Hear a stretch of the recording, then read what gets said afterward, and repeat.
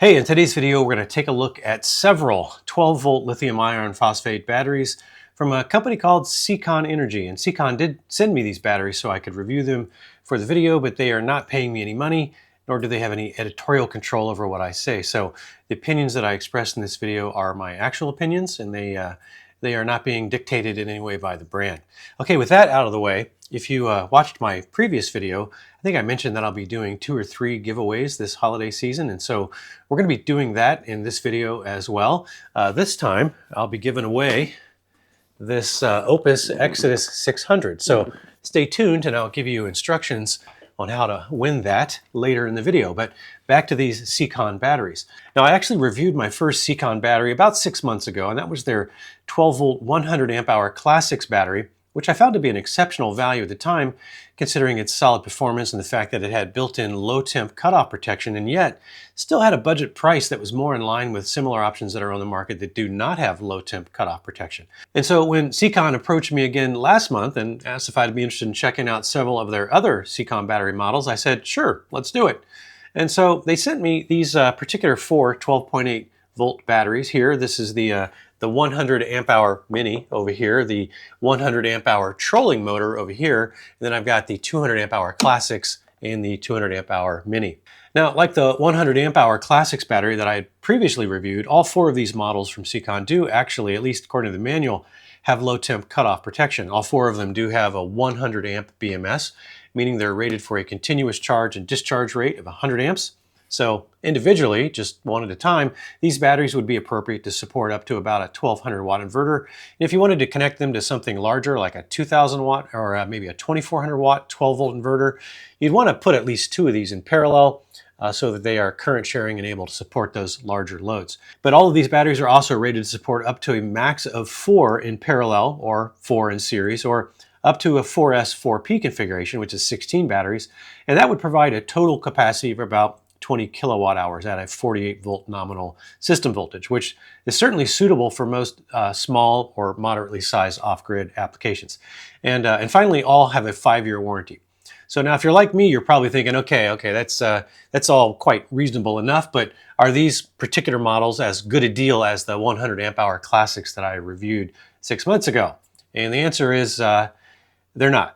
Actually, they're a fair amount better. The pricing on all of the Siekon 12 volt 100 amp hour versions right now is a jaw-dropping $139.99, 140 bucks.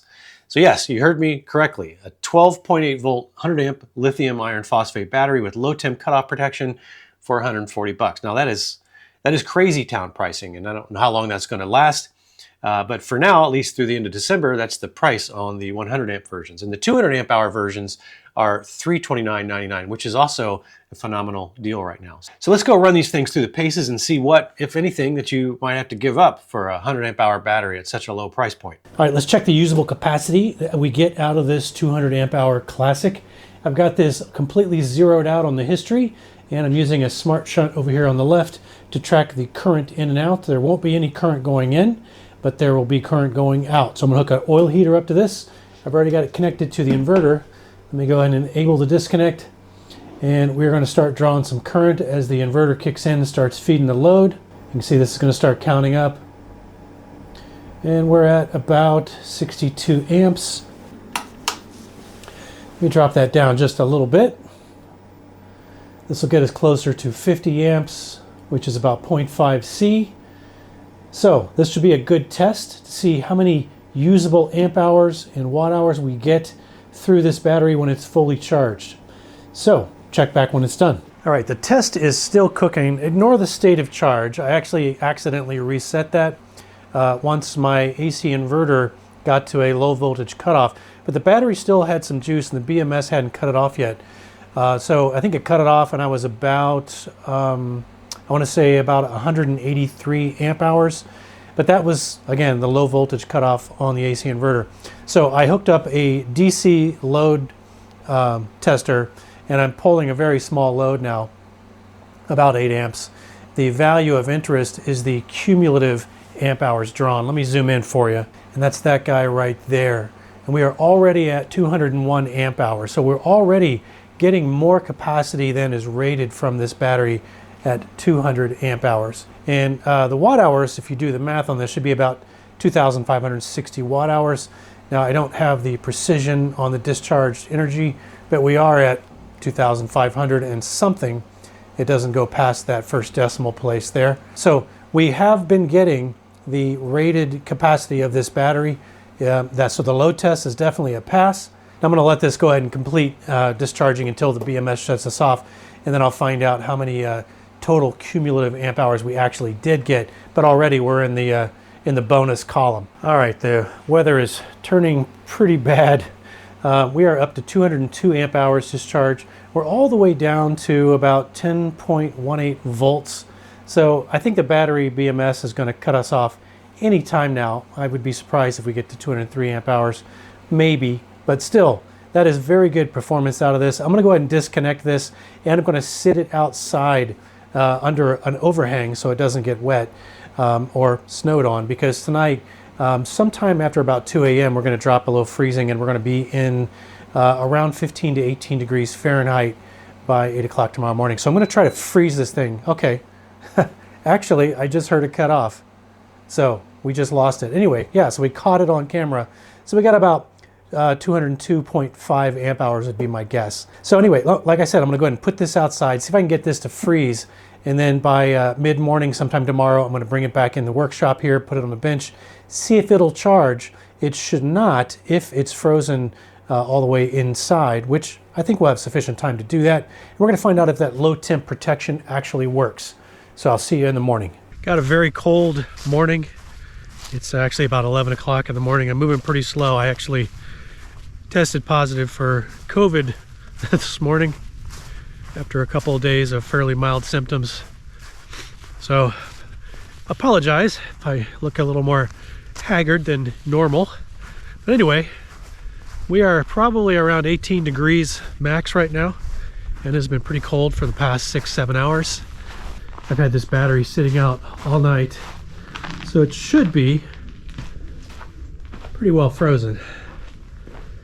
So let's get this inside and see if it will let me charge it even though it's frozen or not. Find out if that low temp cutoff actually works. Let's do a quick temperature check here. You can see the case is now warmed up to 31 degrees, 30 degrees, something like that. Definitely colder inside. That's because I brought it into a room where ambient is about 40 degrees.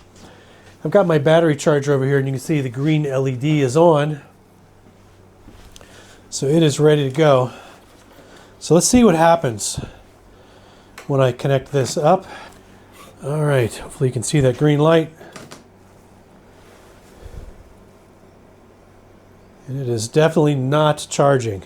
So, low temp cutoff, definitely passed the test. I'm going to let this warm up in here, and we're going to see if it resumes charging on its own. It should, but I'll report back. All right, let's do a usable capacity test on this 100 amp hour battery. Now this is the trolling motor version.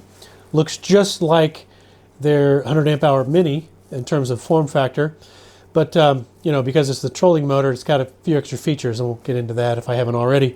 We'll do a little bit later.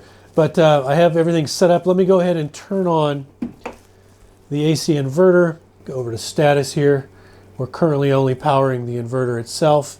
Let me kick on the AC inverter, and we should start to pull some amps here. So 56 amps, basically the same load as before. And I've got history reset. So you can see here my cumulative amp hours drawn is 0. So we're going to let this run all the way down till the BMS shuts us off. And we'll find out how many watt hours usable we actually get out of this 100 amp hour trolling motor battery. Now, in order to read the smart shunt, I need to give it 12 volts. So I'm going to connect another battery up to the bus bars in the back, and that'll allow us to read that. Turn this on. That should allow us to reestablish communications with the smart shunt. Say okay, and we're back online. Well, history is showing us total accumulated 99 amp hours, which is strange because I saw exactly 100 amp hours right before it had switched off. So 99 or 100 amp hours either way. So I still will give this a definite pass because I definitely saw 100 amp hours discharged before everything shut off. So usable capacity test definitely lives up to spec. All right, let's check the usable capacity on this 200 amp hour mini. So first glance, it kind of looks like the other 200 amp hour classic, but if you'll notice, the terminals are spaced lengthways on top, much further apart, instead of all being both on one end. So depending on your particular layout, the mini, which has a slightly smaller overall footprint than the classic 200 amp hour, the footprint is not dramatically different, but it's a little bit different, a little bit smaller. But because the terminals are spaced out like this, it might actually work in a place where you want to set the batteries in this orientation versus sort of lengthways in. Now I'm going to go ahead and run both the AC inverter and the DC tester at the same time, and the shunt should be able to record both of those since I am pulling the other side of this off of the negative lead there that does connect through the shunt. And so let me go ahead and start this guy. I just wanted to make sure that I had my history reset, and I do, so we're good there. All right, let me go ahead and enable the disconnect so that my inverter has power, and then we can start applying a load. We should see that kicking up there. 72 amps. I think we're going to go ahead and let it discharge at that rate and see how many amp hours we get. And we'll go ahead and let that run until the BMS shuts us down. And I shouldn't have to switcheroo anything because I've got both the AC inverter and the DC tester running at the same time. Okay, let's check back a little bit. All right, let's have a look and see where we are. You can probably tell by the sound of my voice, the COVID thing has gotten worse. It's actually been 2 days of elapsed. I haven't been outside for 2 days. This is my first time venturing out. So the battery BMS is clearly shut down in the smart shunt. If I try to connect to it. So the battery BMS is completely shut down. I'm trying to connect to the smart shunt. It's probably not going to connect because I'm not getting a full 12 volts anymore, since BMS is preventing any output. So I need to connect another battery up to my bus bar to provide that 12 volts, and then we can read and find out how many amp hours we actually got out of this 200 amp hour battery. All right, I've got another battery connected now. Let me try and reestablish communications. Looks like we are talking. All right, let's go over to history. And you can see cumulative, if I zoom in there for you, we've got 201 amp hours. So definitely getting the full 200 rated amp hours and then some. So again, these Siekon batteries, the classic and the mini, definitely performing up to spec in terms of capacity. All right, another day has elapsed and I'm still fighting the COVID, doing my best to try to make progress here. But this is the Siekon 100 amp hour mini, and let's find out what the usable capacity is on this. Find out if it lives up again to that 100 amp hour rating. So far, we're basically batting 1,000. All the other three batteries I tested, or four if you include the original 100 amp hour classic that I tested a couple months ago, they've all been able to achieve spec. So I'm pretty confident that we'll do okay with this one, but let's just make sure. Go ahead and apply a load, and I got my smart shunt hooked up to this. Let's go to that. We are pulling 55 amps. Let's go ahead and run the DC tester as well. That way, when the AC inverter shuts off due to low voltage, before the BMS does, this will finish it out, and we'll be able to capture all of the amp hours that we were able to get out of this battery before the BMS kills it. So we are off to the races. We'll check back when it's done. All right, our usable capacity discharge test on this 100 amp hour mini is done. And if you take a look here under cumulative amp hours drawn, we have 101 amp hours. So yeah, we are definitely getting, again, just a little bit more than the rated amp hour capacity out of this battery. All right, since all four of these Siekon batteries have 100 amp BMSs, meaning they can sustain, or are supposed to be able to sustain 100 amps continuous load, I'm gonna go ahead and see if I can do that for a full 10 minutes on each one with a 100 amp load. And rather than making you sit through each one sequentially, through the magic of editing, I'm gonna put them all four up here on screen and run them at the same time. So We'll find out at the end if there were any noteworthy differences between these batteries. But let me go ahead and load them up first. Make sure I can get at or slightly over, there we are, slightly over 103.8 amps.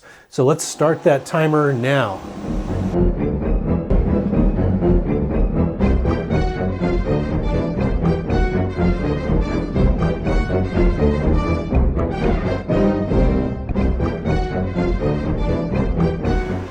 All right, the Mini is a pass.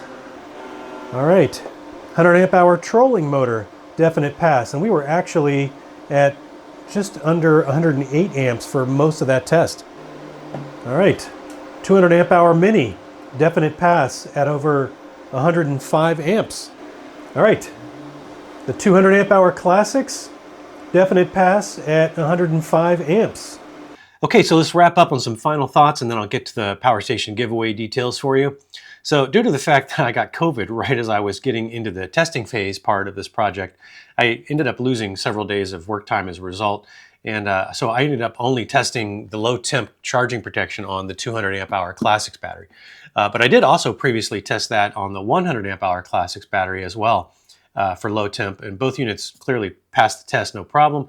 And I have no reason to believe they're using anything different on the other three models as well. So I'm pretty confident that the low temp protection circuits and all these batteries are going to perform up to spec. But aside from that, as you saw, all four of these batteries did live up to their advertised specs just fine. So a couple of other observations that are probably worth pointing out. You might be wondering what makes the troller motor version different in terms of the other 100 amp hour battery. After all, from the outside, they pretty much appear to be identical, both kind of having that Group 24 form factor.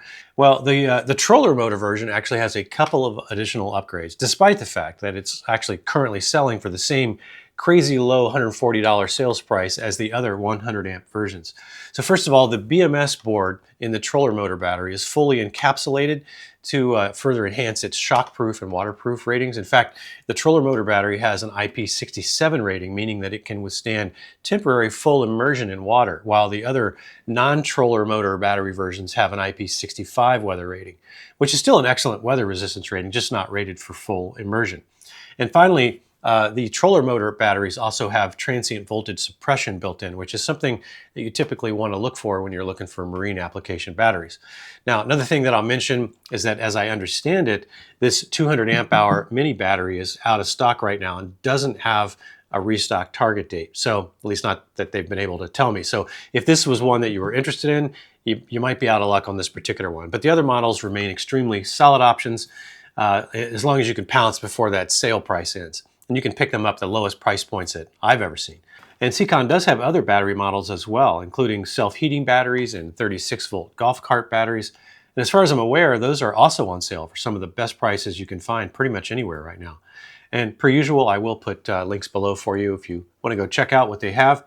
I'm just genuinely impressed with what Siekon is doing right now. Probably the best lithium iron phosphate bang for the buck that you're going to find right now.